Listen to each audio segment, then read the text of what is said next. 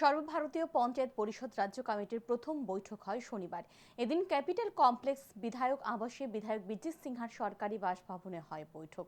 এই বৈঠক থেকে সিদ্ধান্ত গ্রহণ করা হয় জুন মাসের প্রথম সপ্তাহে আগরতলায় 2000 প্রতিনিধি নিয়ে সংগঠনের কনভেনশন করার। সর্বভারতীয় পঞ্চায়েত পরিষদের রাজ্য সভাপতি বিধায়ক বিজিত সিনহা জানান, সম্মেলনে আমন্ত্রণ জানানো হবে সর্বভারতীয় পঞ্চায়েত পরিষদের সভাপতি প্রাক্তন কেন্দ্রীয় মন্ত্রী সুবোধকান্ত সহায়, ওয়ার্কিং প্রেসিডেন্ট ডক্টর অশোক চৌহানকে। তিনি বলেন, পঞ্চায়েত ব্যবস্থাকে আরও গতিশীল করার জন্য এই সংগঠন। ভারতের মূল ভিত্তি হল পঞ্চায়েত রাজ।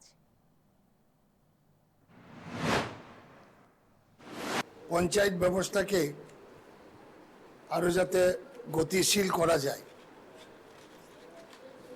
এই জন্য এই সংগঠন আগের থেকেই কাজ করে গেছেন এবং পরবর্তী সময়ে এই মহাত্মা গান্ধীর যে চিন্তাধারা গ্রাম স্বরাজ, এটার ভিত্তি করেই তো এই সংগঠন সারা দেশে প্রচার করেছিল।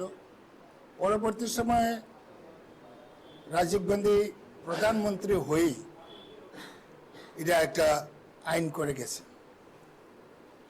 ত্রিস্তর পঞ্চায়েত ব্যবস্থা।